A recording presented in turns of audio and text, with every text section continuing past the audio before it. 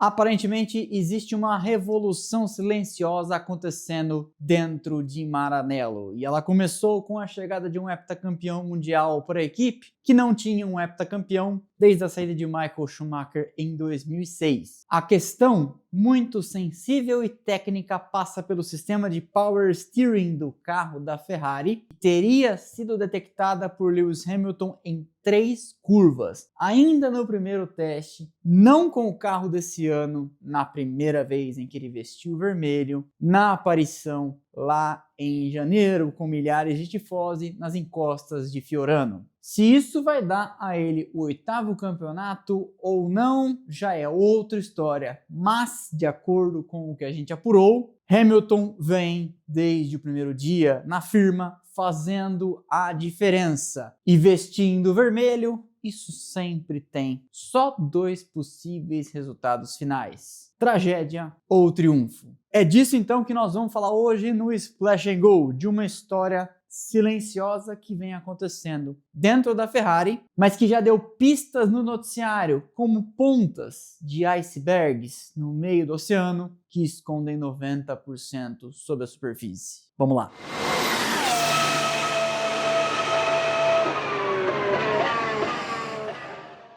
Era final de janeiro agora de 2025, Lewis Hamilton tinha feito sua primeira aparição com o carro da Ferrari, ainda o modelo de 2023, em Fiorano, numa quarta-feira de neblina, frio e as encostas tomadas de torcedores fanáticos vestindo vermelho. Hamilton pela primeira vez sentava num carro da Ferrari, algo que muitos, e eu me incluo, achavam que já não aconteceria, com ele destinado a se aposentar pela Ferrari. A transferência do heptacampeão para a Ferrari foi o primeiro dominó de uma silly season, uma temporada de boatos, troca de pilotos intensa, que terminou até com o Brasil voltando para o grid, não é verdade? Pois é, e lá em fevereiro de 2024 eu disse: isso só tem 2 resultados possíveis. Ou será fantástico e ele vence o 8º campeonato, ou será uma tragédia, também renderá uma história muito boa. E o que se sucedeu foi, em 3 curvas com a SF23, Lewis Hamilton identificou algo na guiada do carro,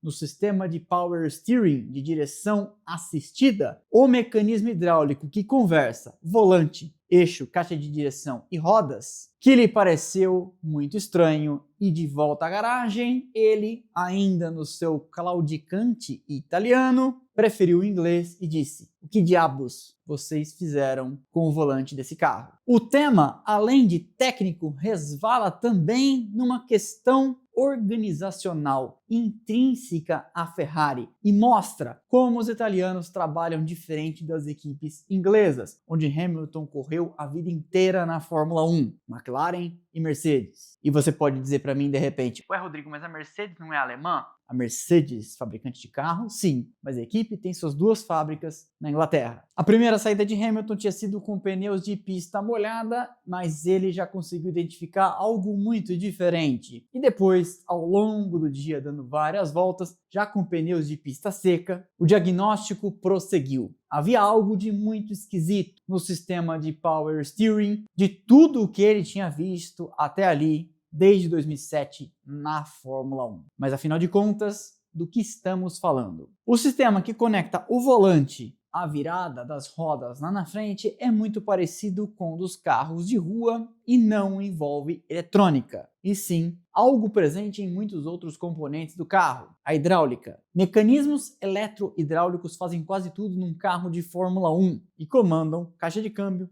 acelerador e também o volante. Por isso, inclusive, que quando um carro tinha problema hidráulico, isso era muito comum na década de 2000, quando esses sistemas estavam começando, era a morte para um carro, porque nada mais funcionava. E o que tinha o carro da Ferrari de diferente das Mercedes e McLaren que Hamilton tinha guiado no passado? Pois bem, a resposta de comando do volante para as rodas não era linear e não era imediata. De alguma forma, a Ferrari tinha desenvolvido um sistema que amortecia as microcorreções no volante e retardava a resposta. Algo que pode parecer impensável, e era, pelo menos para o Hamilton, mas com o que Leclerc tinha tido que se acostumar no passado. E aí, por um segundo, você pode pensar: por que o Leclerc topou uma coisa dessa. Então, aí a gente dá um passo atrás e fala: a organização às vezes força um piloto a engolir algumas pílulas amargas. Existe uma questão filosófica da Ferrari na construção de carros, tem forçado pilotos, Leclerc e, no ano passado, Carlos Sainz, a tentar encontrar um ponto em comum na sua guiada, porque o carro sempre será, ou pelo menos sempre vinha sendo até aqui, construído num meio termo entre os estilos dos dois. E aí você há de convir comigo, às vezes algo que fica entre dois extremos pode não servir para ninguém, que o diga Leclerc no ano passado. Hamilton apontou que o volante não tinha uma resposta linear e não tinha uma tradução de torque de 1 para 1. O quanto eu viro aqui é o quanto ele vira lá. Ele ainda comentou que havia uma dead zone no volante, e a galera que joga videogame e simulador sabe bem do que eu tô falando. Uma parte da virada do volante que não produz efeito algum, ou seja, você está fazendo correções que não viram. Me lembro da aula de kart que fiz com o querido Christian Petkov na Granja Viana, em que ele dizia: 70% do curso do pedal de freio num kart rental é folga. Você está andando com o pedal só para a pastilha encostar no disco. Nada está acontecendo. Portanto, um toque suave no pedal de freio de um kart rental e nada é a mesma coisa. Pode produzir no máximo um efeito psicológico. Ainda chocado com o que viu, Hamilton disse à Ferrari: eu quero que o volante seja uma extensão da minha mão. E tudo que eu faço se traduza lá na frente. Uma das fontes das dezenas de reportagens da imprensa italiana que eu fui xeretar disse: ele vê a direção como uma extensão das pontas de seus dedos, mas o carro não foi construído dessa forma. A Ferrari vinha construindo carros em que o sistema que comanda o volante era suavizado, burocratizado, controlado. E Hamilton teria então batido o pé e dito: eu quero precisão linear. Quando a Ferrari então resolveu calibrar um sistema de volante, power steering, e testar no simulador, um dos pilotos que fez o teste disse: o carro ficou com respostas muito afiadas, muito reativas. Não parece com uma Ferrari. Mas isso não era exatamente uma crítica, só evidenciava o abismo que existia. E sim, eu estou te contando isso antes de dizer por que a Ferrari se meteu nessa. Para bater o pé desta forma, peitando uma organização e toda a sua política interna, Hamilton precisava de um respaldo. Seu respaldo é político e contratual. Porque, como todo piloto, ele tem cláusulas de saída no seu contrato. E você há de convir comigo, a essa altura da carreira, ele não sairia para outra equipe. Ele poderia sair e se aposentar. Mas imagine Hamilton fora da Ferrari, podendo contar o que viu lá dentro e expondo as mazelas que ele identificou com apenas 6 meses. Ou, no caso, identificou, segundo relatos, em apenas 3 curvas. Quando os números de simulador apareceram, ficou evidente. O sistema pedido por Hamilton permitia correções mais rápidas no meio de curva, evitava movimentos desnecessários do volante, já que não havia dead zone nem atraso, e permitia uma guiada mais precisa, que se traduzia em melhor velocidade de contorno de curva. Isso, dentro de Maranello, era e é puxar uma granada. De repente, então, o engenheiro de Hamilton, Riccardo Adami, começou a preparar 2 sistemas diferentes. Um para Leclerc, ainda no modelo atual, um para Hamilton. E quando os dados mostraram, quando, você pode me perguntar? Em Mugello, dias antes. Lembra que até Guan Yu Zhou andou por lá? Pois é, os dados, como eu dizia, mostraram menores micromovimentos no volante que permitem que o carro não se desestabilize e não mude o centro de pressão aerodinâmica embaixo do assoalho. Os engenheiros se entreolharam e aí ficou aquela coisa: como nós deixamos a situação chegar até aqui? E eu vou te contar. A Ferrari, desde Sebastian Vettel com Leclerc 2019 e 2020, decidiu não faria um carro mirando no acerto de ninguém. Por quê? Porque Kimi Raikkonen, um excelente piloto, a gente sabe, tinha penado ao lado de Fernando Alonso e depois ao lado de Vettel entre 2014 e 2018, justamente porque a equipe fazia carros para o primeiro piloto, Alonso, depois Vettel, deixando Raikkonen tendo que encontrar uma forma de se adaptar. De 2019 para frente, a Ferrari então mudou e nesta filosofia do efeito solo, 22, 23 e 24, então tentou fazer um meio termo, uma média aritmética, uma mediana entre dois pilotos que em essência, Carlos Sainz e Leclerc, Leclerc e Carlos Sainz são diametralmente opostos na forma de conduzir. Leclerc tem uma condução bem mais agressiva, anda mais no limite, às vezes também bate mais, mas é um exímio cara em classificação. Sainz tem uma guiada mais suave, e então, para juntar os dois debaixo do mesmo teto, ou no caso, debaixo do mesmo sistema hidráulico, a Ferrari resolveu então fazer uma interseção dos dois, pegando o jeito de Leclerc conduzir como base e amortecendo ele para funcionar também para Carlos Sainz, com dead zones e esse dumping, que comprime e amortece os micromovimentos do volante. O resultado? Como eu disse, em 3 curvas, quando sentou no carro, Lewis Hamilton virou e disse: "O que vocês fizeram com esse mecanismo?" Quando os dados de Hamilton e Leclerc, cada um usando um sistema preparado por Ricardo Adami, foram comparados, a linha de Hamilton era bem mais limpa e a de Leclerc cheia de pontiagudos no gráfico, mostrando que o volante ia sendo movimentado diversas vezes quando não precisava. Por quê? Amortecimento e dead zones, zonas mortas, zonas sem movimento. Normalmente uma equipe de Fórmula 1